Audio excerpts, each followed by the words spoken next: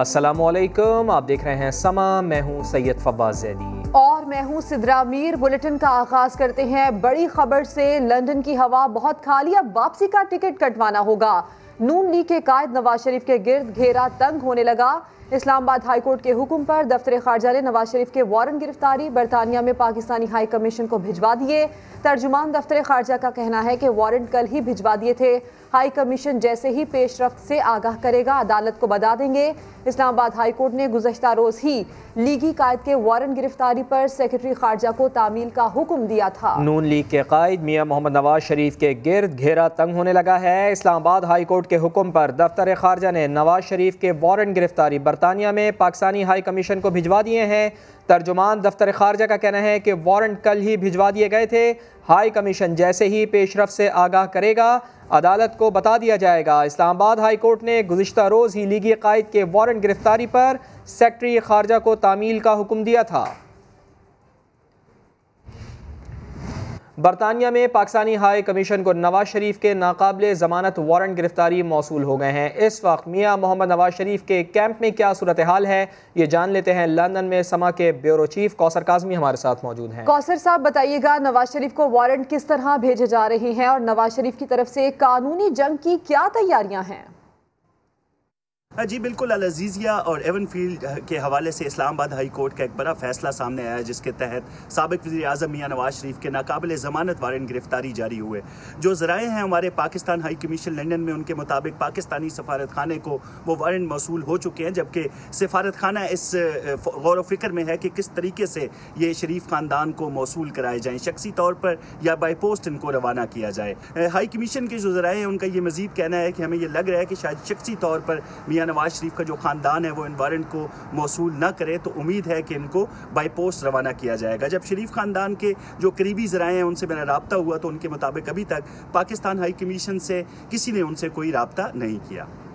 London से Kausar Kazmi update कर रहे थे। ऑनलाइन तालीम के बाद ऑनलाइन सियासत की एंट्री। बीमार हैं, पाकिस्तान नहीं आ सकते तो क्या हुआ?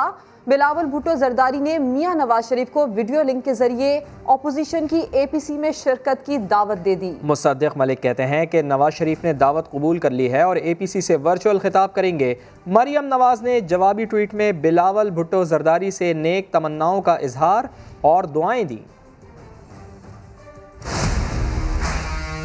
ऑनलाइन एजुकेशन के बाद अब ऑनलाइन सियासत। जी हां, कोरोना ने लोगों को फासलाती तालीम की आगाही तो फराम कर दी, लेकिन PP चेयरमैन बिलावल जरदारी अब ऑनलाइन सियासत सिखाएंगे।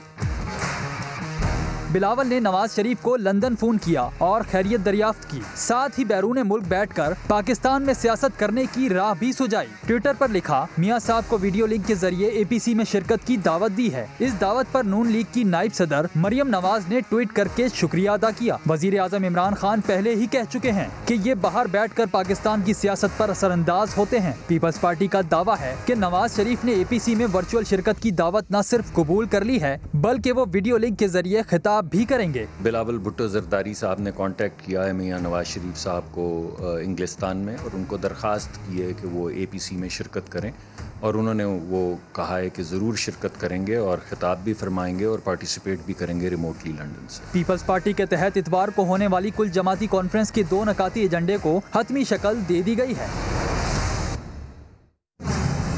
मुल्क चलाना है भाई, टैक्स तो देना होगा। तफसीलात कुछ ही देर बाद।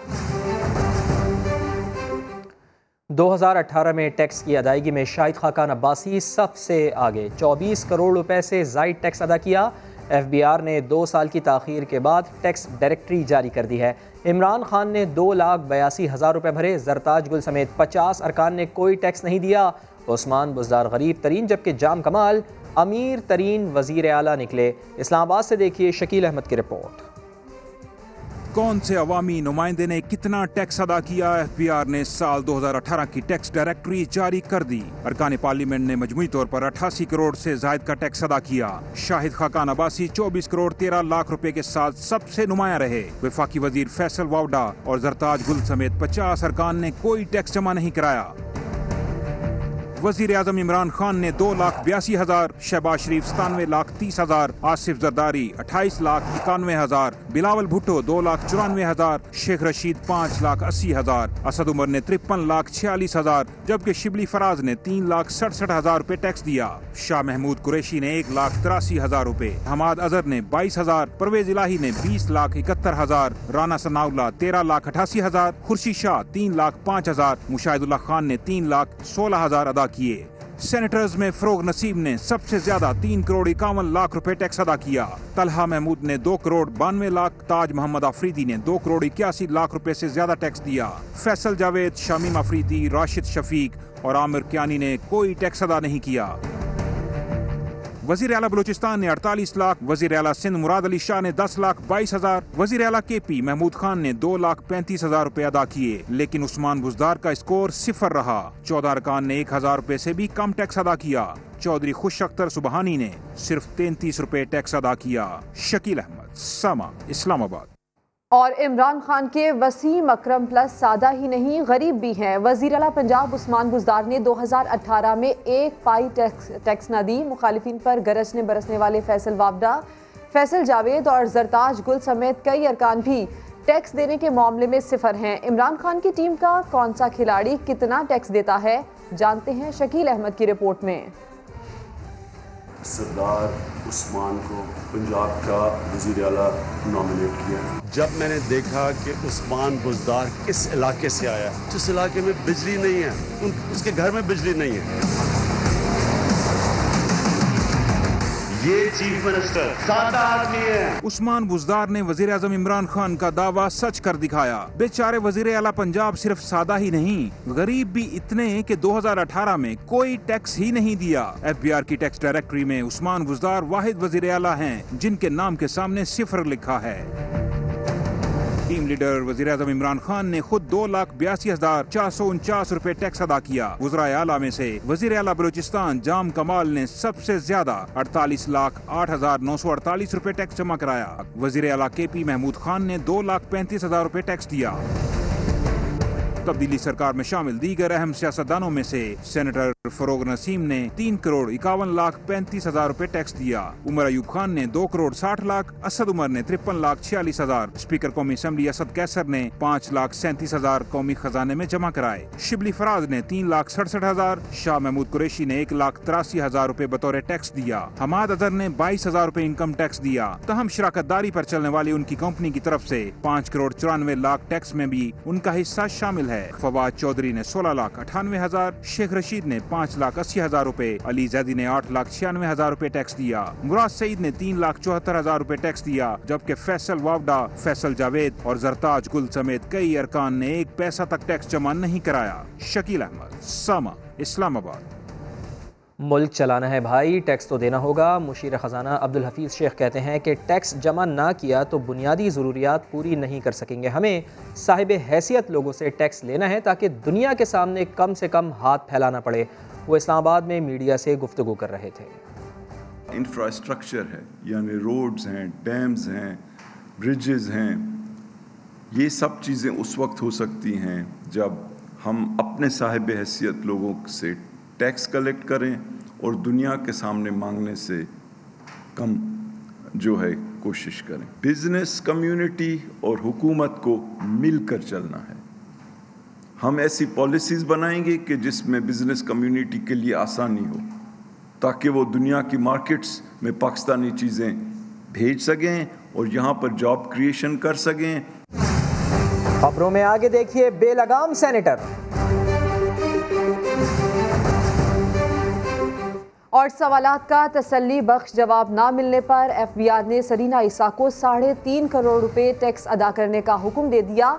FBR की जानिब से जस्टिस काजी फाइज ईसा की अहलिया सरीना ईसा को 164 सफ़ात पर मुश्तमिल ऑर्डर भिजवा दिया गया। सरीना ईसा का कहना है कि FBR ने उन्हें सुने बगैर गैर कानूनी ऑर्डर पास किया। उनकी ज़रिए आमदन और तनख्वाह को आमदन में शामिल नहीं किया गया। कराची में फरोख्त की गई जायदादों को भी आमदनी में जाहिर ना किया गया। बार बार दरख्वास्त के बावजूद गोशवारों की तफसीलात नहीं दी गई। लीगी सेनेटर मुशाहिदुल्लाह सेनेट इजलास में कभी एक से उलझते तो कभी दूसरे को लताड़ते रहे। आज तो सारी हदें पार कर गए। स्ट्रीट फाइटर की तरह सेनेटर अतीक मीर के खिलाफ खुली जंग छेड़ दी। ज़ाती हमलों के साथ साथ संगीन नताइज की धमकियां भी देते रहे। लफ्जी जंग का अहवाल आइए आपको दिखा देते हैं। मुस्लिम लीगी सेनेटर मुशाहिदुल्लाह हर किसी से बेजार, हर वक्त लड़ने को तैयार, मौसूफ ऐवाने बाला में स्ट्रीट फाइटर बने दिखाई देते हैं। लीगी रहनुमा कभी एक से उलझते हैं तो कभी दूसरे को लताड़ते हैं।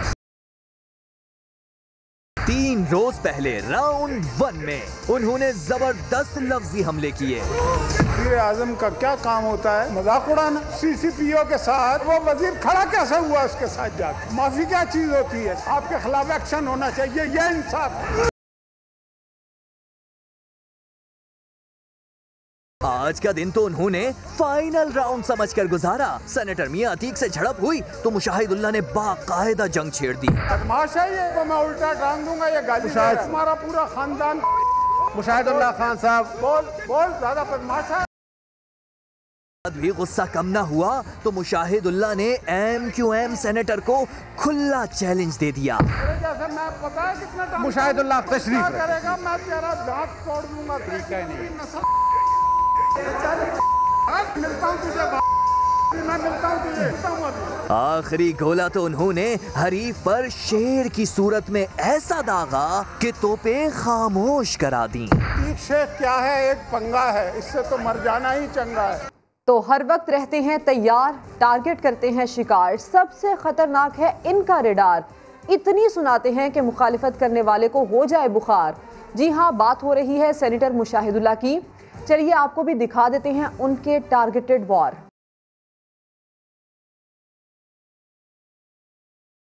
एक तो ये डब्बू साहब बोले जा रहे हैं, मैं अब इनका क्या करूं? मैं इन्हें घर छोड़ के आया था, ये फिर इधर आ गए। मैं बांध के आया था। इनकी शक्ल देखें, ये समझाएंगे मुझे। खूबसूरत शक्ल मर्दों की होना कोई ज्यादा अच्छी बात भी नहीं होती। चौधरी फवाद साहब ये जो मौसूफ है, ये जेब तराशों से वसूल करते हैं। उसका मुंह क्यों नहीं बंद कराता? रोज वो भौंकता है यहाँ पे, भौंकता है यहाँ पे। तेरे जैसे बड़े देखे मैंने। तुम मारेगा? आ जरा मैं बताता हूँ। प्लीज संडीज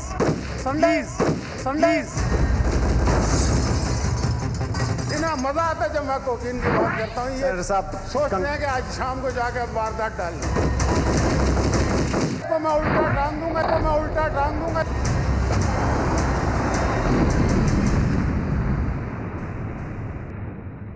FATF से मुताल्लिक़ कानून साजी रोकने में नाकामी पर अपोजिशन आग बगोला हो गई। मुश्तरका प्रेस कॉन्फ्रेंस में कहा, अपोजिशन को गद्दार साबित करने की कोशिश की गई, लेकिन इमरान खान खुद सबसे बड़े सियासी करप्ट हैं। स्पीकर पर जानिबदारी का इल्ज़ाम भी लगा दिया। इस्लामाबाद से ज़हीर अली खान की रिपोर्ट। FATF से मुतल्लिक कानून साजी रोकने में नाकामी का गुस्सा या फिर 20 सितंबर की APC के लिए जारियाना तैयारियों की कड़ी। पीपल्स पार्टी और नॉन लीगी रहनुमाओं ने हुकूमत के खिलाफ मुश्तरका प्रेस कॉन्फ्रेंस दाग दी। हमारी अक्सरियत को धांधली के साथ तब्दील किया गया। फैटिफ का नाम लेकर पाकिस्तान में फैशिज्म या डिक्टेटरशिप की रियासत कायम करने की इजाजत नहीं दे सकते। एहसन इकबाल ने चेयरमैन सेनेट के इंतखाबात में धोखा देने वालों से मुतल्लिक बड़ा इंकशाफ भी कर दिया।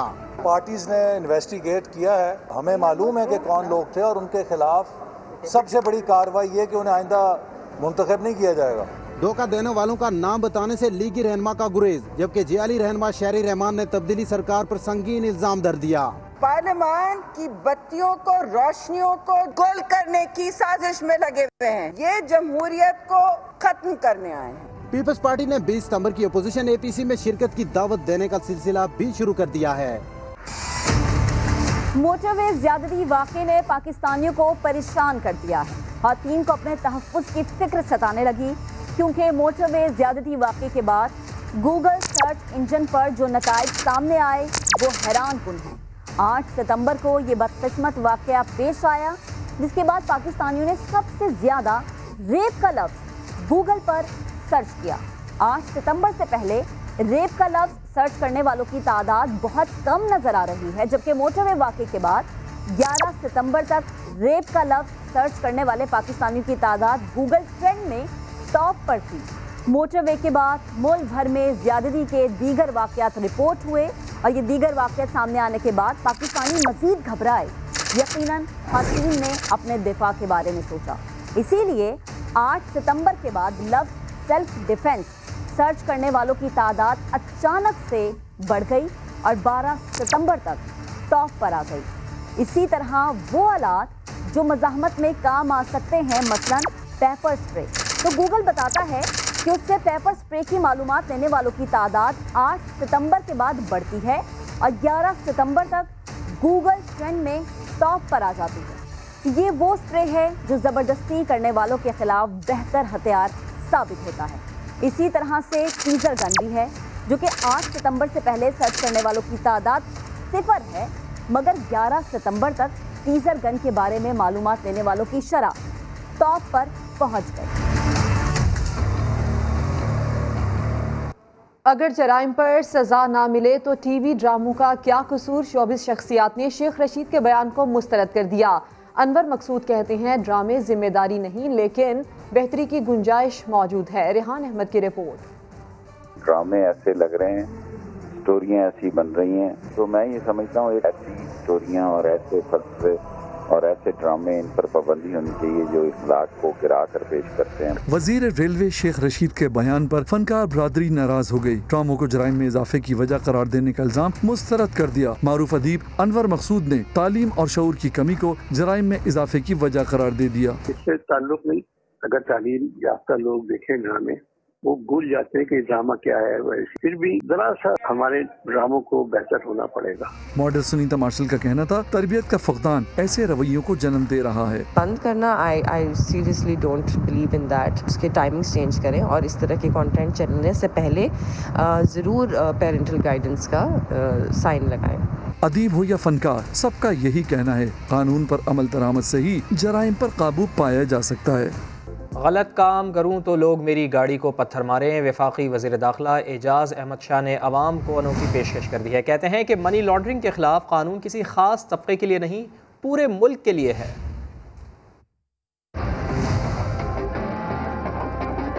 अगर ननकाने में डीपीओ अगर कोई गलत एफआईआर किसी के खिलाफ करता है, मैं जिम्मेदार। मेरी गाड़ी को ईंटें मारे अगर मैंने गलत काम किया, मेरी गाड़ी का शीशा तोड़े, तब ये मुल्क ठीक हो। नारों से ठीक नहीं होगा। अकाउंटेबिलिटी करें और अकाउंटेबिलिटी उन लोगों की करें जो कि सब इख्तियार। ये जो लेजिस्लेशन हुई है ये पाकिस्तान के वास्ते हुई है, पीटीआई के लिए नहीं हुई। कल अगर हम अपोजिशन में हुए तो ये कानून हमारे ऊपर भी लगेगा। साइबर बैंक को बंद करने की जरूरत नहीं है, साइबर बैंक को बड़ा करने की जरूरत है। इंशाल्लाह ताला वेरी सून आप देखेंगे कि साइबर बैंक की एफआईए की जो परफॉर्मेंस है वो पहले से बेहतर होगी।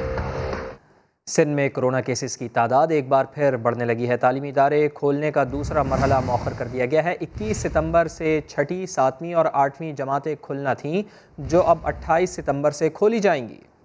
सिंध में तालीमी इदारे खुलते ही कोरोना केसेस भी बढ़ने लगे। सूबाई वजीर तालीम सईद गनी ने 21 सितंबर से मिडिल क्लासेस शुरू करने का फैसला मुलतवी करने का ऐलान कर दिया। वजीर तालीम ने बताया कि सिंध के तालीमी इदारों में 14,500 से जायद टेस्ट किए गए, जिनमें 3,636 की रिपोर्ट्स आ गई हैं। 89 अफराद कोरोना से मुतासर निकले। सेकेंड फेज जो 21 तारीख से खुलना था, जो क्लासेस हम शुरू कर रहे थे 8वीं, 7वीं और 6ठी, वो 21 तारीख से सूबा सिंध में नहीं खुलेंगी। हम 28 तारीख की अभी उसमें टाइम है, जब हमने वो प्राइमरी और प्री प्राइमरी क्लासेस की बात की, अभी उसको उस तरह रखते हैं और इसको भी हम 28 पे ले जा रहे हैं। 6ठी, 7वीं और 8वीं की क्लासेस पीर से शुरू ना होने पर वालिदैन ने मिले जुले रद्द अमल का इजहार किया है। बच्चे देखें वैसे ही 6-7 महीने से घर पर हैं, जिसकी वजह से उनकी एजुकेशन इतनी ख़राब हो गई है कि बच्चों को अब दिल नहीं लगता पढ़ाई में। सही भी है, अगर मेडिकली लिहाज से देखें तो सही है। महकमा सेहत की जानिब से कोरोना केसेस के बढ़ते ही महकमा तालीम को खबरदार कर दिया गया था कि अभी मिडिल और प्राइमरी सेक्शन की क्लासेस का आगाज ना किया जाए। इसी पर विफाकी वजीर तालीम शफकत महमूद कहते हैं सेकेंडरी क्लासेस शेड्यूल के मुताबिक 23 सितंबर को ही खुलेंगी। समा से गुफ्तगू में उनका कहना था मुल्क भर से ऐसी कोई इत्तला नहीं कि अगले मरहले की क्लासेस को बहाल करने का फैसला मौखर किया जाए। अच्छा होता सईद गनी हमसे मशवरा कर लेते। विफाकी हुकूमत डट गई। वजीर तालीम शफकत महमूद कहते हैं NCOC में सबके मशवरे से फैसला किया गया। तय हुआ था कि सूरत हाल का जायजा लेने के बाद बतदरीज तालीमी इदारे खोले जाएंगे। अच्छा होता कि हमारे भाई सईद गनी साहब हमसे मशवरा कर लेते। हमने तो जो टाइम टेबल अनाउंस किया था, जो कि एक मुश्तरका टाइम टेबल था, जो टाइम टेबल बनाया था, हम अभी तक उस पर कायम है। शफकत महमूद का कहना था कि जहां SOPs पर अमल नहीं हो रहा, उन इदारों को बंद कर रहे हैं। 23 तारीख को 6ठी से 8वीं तक की क्लासों को खोलने का फैसला तब्दील नहीं हुआ। अभी सेहत के नुक्ता निगाह से कोई ऐसी बात नहीं है कि हम अपने फैसले पे नजरसानी करें। मेरी पंजाब के साथ बात हुई, अभी मैं बाकी लोगों से बात हुआ, कहीं से ऐसी कोई तजवीज़ नहीं आई। विफाकी वजीर तालीम कहते हैं 22 तारीख को जायजे के बाद मुश्तरका फैसले होते तो ज्यादा बेहतर होता। निजी स्कूल मालिकान ने 6ठी से 8वीं जमात तक की क्लासेस मौखर करने के फैसले पर तहफ़्फ़ुज़ात का इजहार कर दिया है। Private schools management association Sindh के चेयरमैन तारिक शाह और प्राइवेट स्कूल्स एसोसिएशन के हैदर अली का कहना था कि उन्हें ऑन बोर्ड नहीं लिया गया। फैसले पर नजरसानी की जाए। इस तरह के फैसले मैं समझता हूँ कि उजलत में और बग़ैर मुशावरत के किए गए हैं और इन फैसलों से वालिदैन के एतमाद को ठेस पहुँची है। स्कूल इंतज़ामिया, असातिज़ा और ख़ुद तलबा व तालिबात में भी बेचैनी और परेशानी में इजाफ़ा हुआ है। मैं ये समझता हूँ कि अगर चलने टाइम चाहिए था, ऑब्ज़र्व मज़ीद करना था, तो प्राइमरी और प्री प्राइमरी को किया जा सकता था। PTI रहनुमा खुर्रम शेरजमान ने कराची के बदहाल स्कूल के दौरे का ऐलान किया तो वजीर तालीम उनसे पहले ही स्कूल पहुंच गए। पूरी सरकारी मशीनरी स्कूल चमकाने में लग गई। स्कूल में सियासी थिएटर का अहवाल जानते हैं मुदस्सिर नज़ीर की रिपोर्ट में। अरे ये क्या, सारी सरकारी मशीनरी सिर्फ एक स्कूल की सफाई पर लग गई। जी जनाब, PTI रुकन सिंध असम्बली ने न्यू कराची सेक्टर 5E के गवर्नमेंट बॉय हाई स्कूल के दौरे का ऐलान ही किया था कि खबर ईवानों तक पहुंच गई। सारी सरकारी मशीनरी स्कूल में मौजूद गंदा पानी निकालने के लिए पहुंच गई। असिस्टेंट कमिश्नर समेत पूरे अमले की दौड़ें लग गईं। खुर्रम शेरजमान के आने से पहले कारकुन जमा हुए तो इलाका मकीनों ने घेर लिया। खुर्रम शेरजमान पहुंचे तो खुशगवार हैरत का इजहार किया। मकसद के अंदर कामयाब हो जाए तो उसको हर्ज नहीं है। मुझे खुशी है कि सईद गनी साहब को पता चला कि मैं विजिट कर रहा हूँ, स्कूल में पानी भरा है, गटर है, तो उन्होंने अपनी गाड़ियाँ भेजी, सफाई शुरू करा दी है, तो ये भी अच्छी बात है। गंदगी और गिलाजत से परेशान इलाका मकीनों का सब तो पहले जवाब दे चुका था। खुर्रम शेरजमान को भी आड़े हाथों लिया।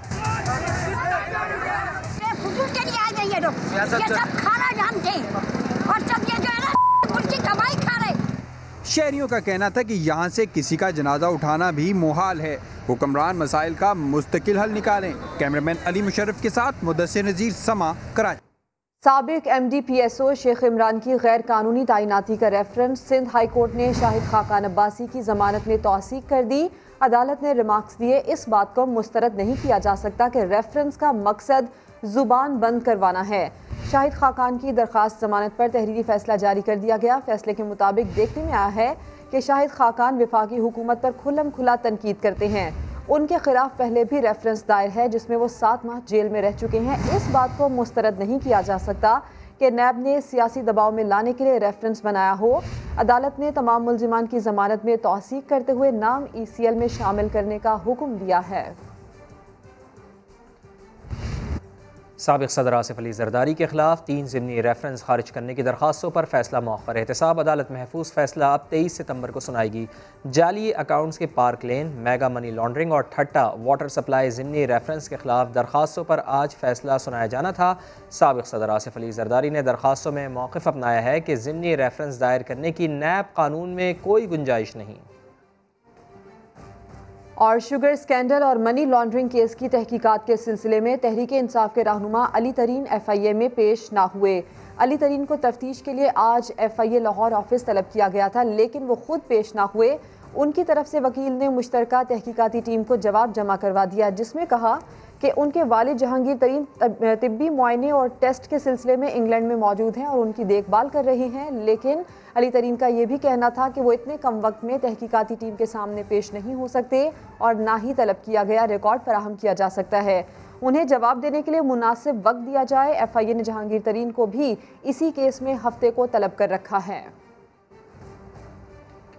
वज़ीर आज़म ने फिल्म इंडस्ट्री की बहाली के लिए तमाम ज़रूरी इक़दाम की मंजूरी दे दी है। इमरान खान ने मकामी सतह पर फिल्मों की तैयारी के लिए मुराती पैकेज देने की तजवीज़ पर अमल दरामद का रोड मैप भी मांग लिया है। वज़ीर आज़म इमरान खान की ज़ेर सदारत सिनेमा इंडस्ट्री की बहाली के हवाले से इजलास हुआ है। मुआविन खुसूसी बराए इत्तलात lieutenant general retired Asim Saleem Bajwa ने अपने ट्विटर पैगाम में बताया है कि इजलास के दौरान फिल्म इंडस्ट्री की बहाली के लिए ज़रूरी इक़दाम की उसूली मंजूरी दी गई। वज़ीर आज़म ने कहा है कि मुल्क में सिनेमा इंडस्ट्री की ज़बूहाली की वजह से न सिर्फ गैर मुल्की मवाद की भरमार हुई है बल्कि इससे नौजवान नस्ल की आला अक़दार पर मबनी तरबियत की कोशिशें भी मुतासिर हुई हैं। लिहाजा इस हवाले से तरजीही बुनियादों पर कोशिशें करने की ज़रूरत है। वज़ारत दाखिला और रेलवे ने सानिया तेज़गाम में 5 हेड कांस्टेबल समेत 15 अफराद को ज़िम्मेदार ठहरा दिया है। डिप्टी डिविजनल सुपरिटेंडेंट कराची समेत 4 अफसरान गफलत के मुर्तकिब करार पाए। Inquiry report Islamabad high court में जमा करा दी गई है। सुहेल रशीद की रिपोर्ट देखिए।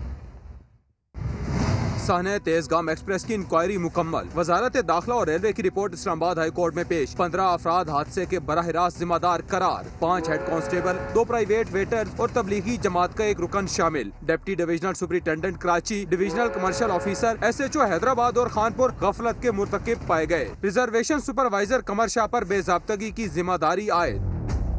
इस्लामाबाद हाई कोर्ट में साहना की तहकीकात के लिए दायर दरखास्त पर समाअत। वकील दरखास्त गुजार रियाज हनीफ राही ने आजादाना तहकीकात कराने की इस्तदा कर दी। कहा हादसे पर वजीर रेलवे का जो तर्ज अमल रहा उस पर उन्हें इस्तीफा देना चाहिए था। जस्टिस मोहसिन अख्तर कियानी ने रिमार्क्स दिए, इस तरह तो सारे वज़रा को इस्तीफा देना पड़ेगा। इस्तीफा हमेशा इखलाकी बुनियादों पर दिया जाता है, लेकिन पाकिस्तान में अभी इखलाकियात उस सतह तक पहुँची नहीं। वजारत दाखिला अपनी इंक्वायरी कर रही है, पुलिस अपनी और रेलवे अपनी। सानिया मोटरवे की भी सारी तहकीकात मीडिया में ही हो रही हैं। पूरा पाकिस्तानी मामले पर तफ्तीशी अफसर बना हुआ है, ऐसा होना नहीं चाहिए था।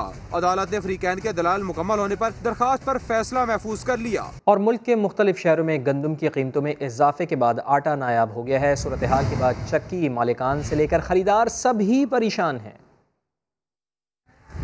मुल्तान में गंदम के बहरान से काश्तकार तबका परेशान। अगले साल बहरान का खदशा पैदा हो गया।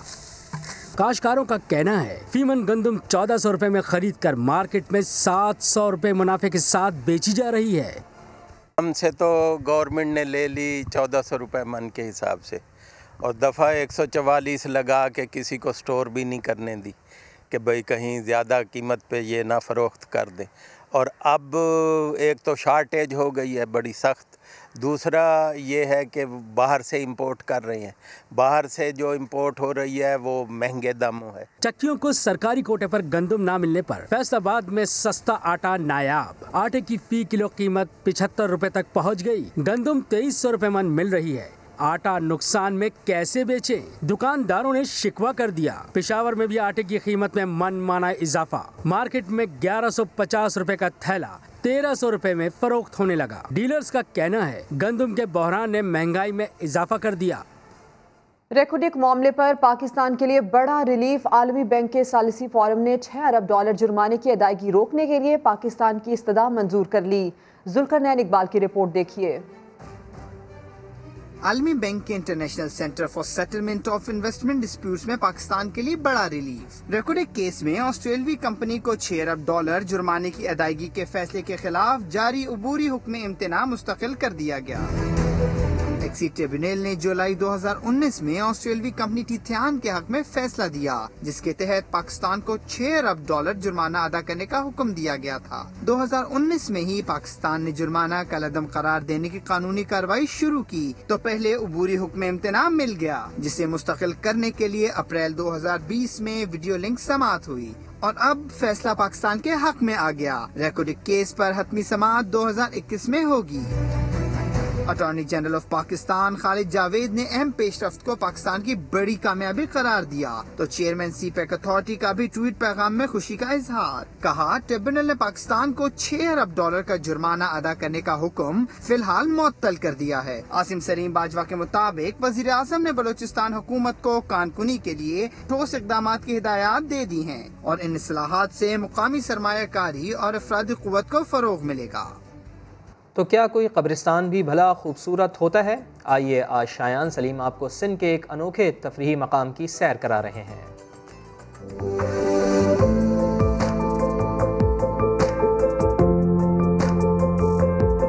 इंसानों के कब्रिस्तान तो आपने देखे होंगे, मगर आज हम आपको लिए चलते हैं एक ऐसे कब्रिस्तान में जहां सैकड़ों झीलें दफन हैं। सांगढ़ से तकरीबन 25 किलोमीटर दूर है एक ऐसा शाहकार जो बहुत से लोगों की नज़रों से ओझल है। दिलकशी में अपनी मिसाल आप चोटियारी डैम 4000 एकड़ से ज़ायद रकबे पर फैला हुआ है। समंदर पर जजीरे तो देखे हैं, मगर डैम के अंदर आबाद जजीरे और इन पर मौजूद वीरान हवेलियाँ सयाहों को हैरत ज़दा कर देती हैं। ये इलाका तहरीक आज़ादी के लिए हुरों की जदोजहद के हवाले से भी मशहूर है। कई बार हुरों का बरतानवी फौजियों से यहाँ आमना सामना हुआ। तो सबसे दिलचस्प चीज़ हमें लगी है वो है ये तिजोरी। यकीनन आप हैरान होंगे, मगर ये तिजोरी हमें बताया गया है कि इतनी भारी है कि इसको 5 लोग मिलके भी नहीं उठा सकते। तकरीबन 10 मन से ज़्यादा इसका वज़न है। चोटियारी डैम एक मुकम्मल सयाती पैकेज है जहां हर सू फितरत के हसीन रंग बिखरे हुए हैं। झीलें, जजीरे और तारीखी हवेलियां आपके सफ़र का मज़ा दोबाला कर देंगी। कैमरामैन फैसल आगाई के साथ शायान सलीम, समा, सांगढ़। अभी एक ब्रेक, जिसके बाद होंगी हेडलाइंस। आप देखते रहिए समा।